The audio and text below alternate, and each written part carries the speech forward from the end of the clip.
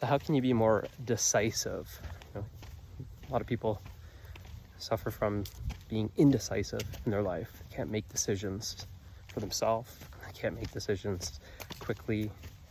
And they suffer from not being able to make their own decisions and make their decisions quickly. So this indecisiveness was a question that, let's just explore it.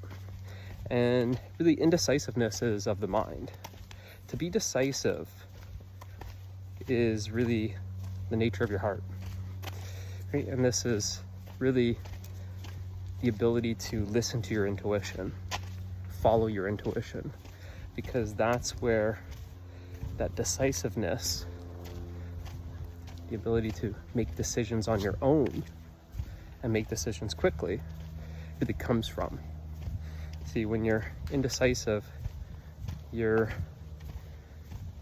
unable to make your own decisions. That's why people have to always consult others. You're quite literally outsourcing your decisions. You're looking to others to make your decisions. Right? So a lot of people don't trust themselves. They don't trust their heart. They don't trust their own decision making.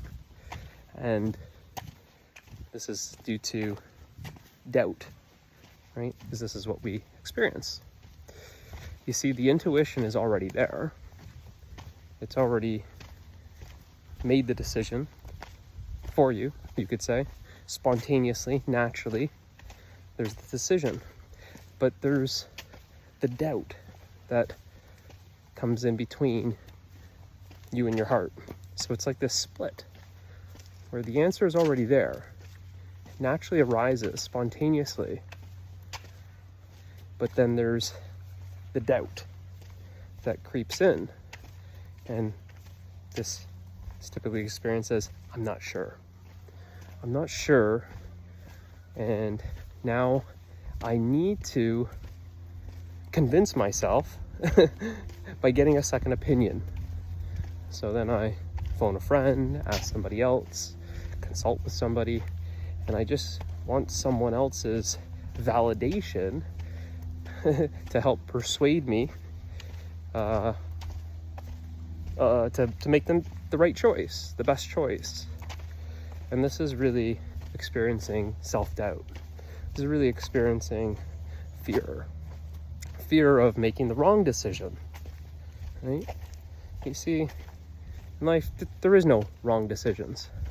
It's the ability to just make a decision, right? And then just go with it. And you see that when you aren't able to listen to your intuition, or you're not able to follow that intuition, then you let the mind override that intuition, and you're then stuck living in doubt and fear of making the wrong decision, fear of failing, fear of losing something, fear of screwing up, fear of making a mistake, all this fear. And you're left with basically pros and cons lists, right and wrongs. It's a big debate, and it's really this just experience of feeling like you're stuck and just same recycled thoughts repeated over and over, and the inability to move forward, which feels like you're stuck or you're paralyzed. This is really the experience of fear. Fear paralyzes you. Fear freezes you. Whereas your intuition is spontaneous and it's free-flowing. So when we're not listening to our intuition, when we're not following our intuition, we don't have that experience of flow in our life. We have the opposite experience where it feels like we're stuck. And the more we get into this analysis, which is a function of the mind, function of the intellect, where it's just cutting up everything and pros and cons and good and bad and making these kind of, these charts in our mind to try and take the next best step. You see, this is just, life is passing you by, sort of say. You're just frozen, you're stuck. Whereas if you can just get into listening to your intuition and going with that first, how people say it's like their gut instinct or their gut decision. If you can just go with that, you'll see that that doubt is no longer paid attention to. That at the start, you'll still experience some of that doubt, but you'll just move through it. You'll move regardless of it. You'll still experience that fear at the start, but you'll move through it. That's really courage, right? A lot of people think that courage is being fearless. It's not. It's actually feeling fear fully. That's what courage is. Courage is not about the absence of fear.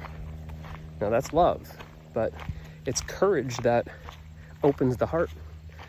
It's courage that is required to experience the love that we are. So you move through that fear.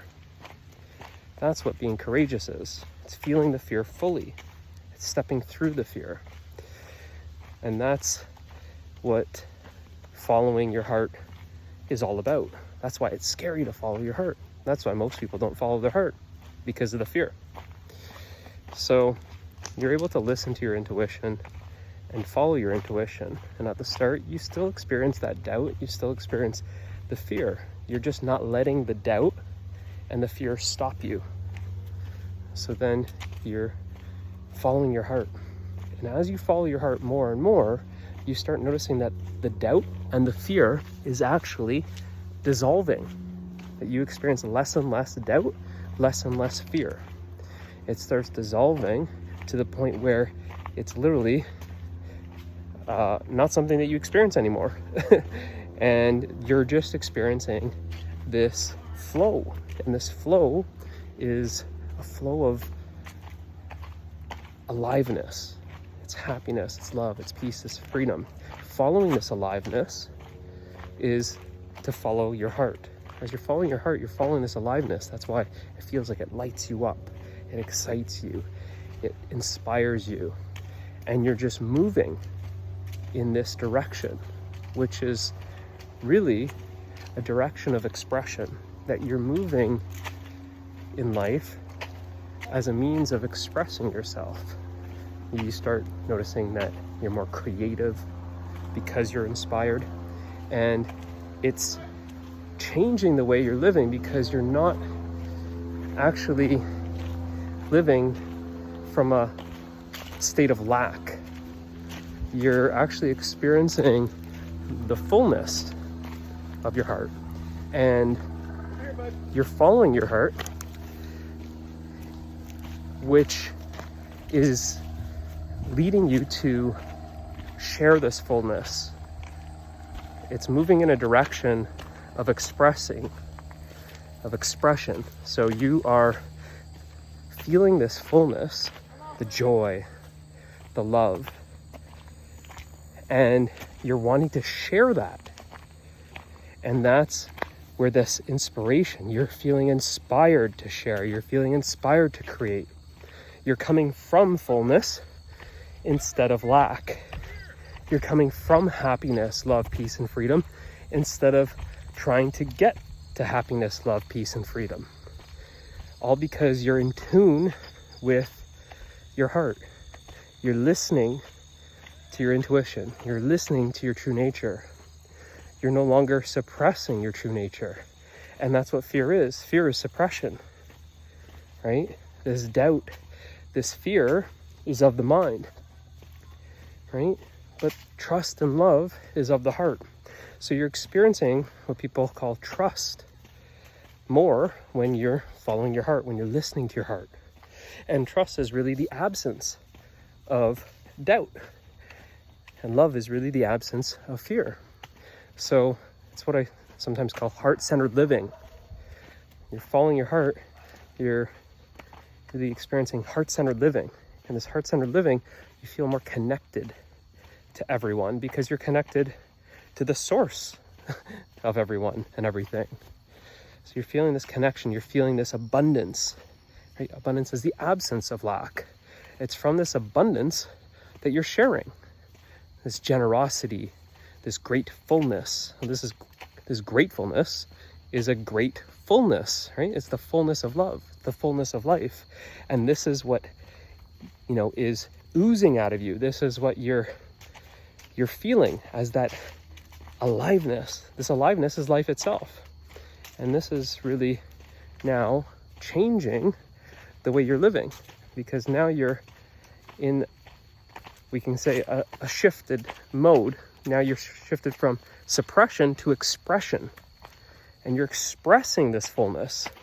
You want to share this fullness with everyone and everything, right? So like this, your life becomes a spontaneous flow where the happiness, the love, the peace, the freedom that you are is now flowing through you, as you, and expressed into the world, where you're quite literally bringing something that's unworldly into the world.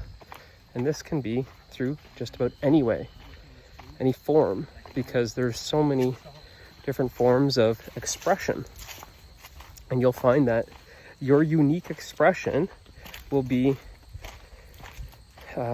unique to you, right? Because what you are as a character is a unique expression of the one, right? So it's just how it's shared. It's shared uniquely.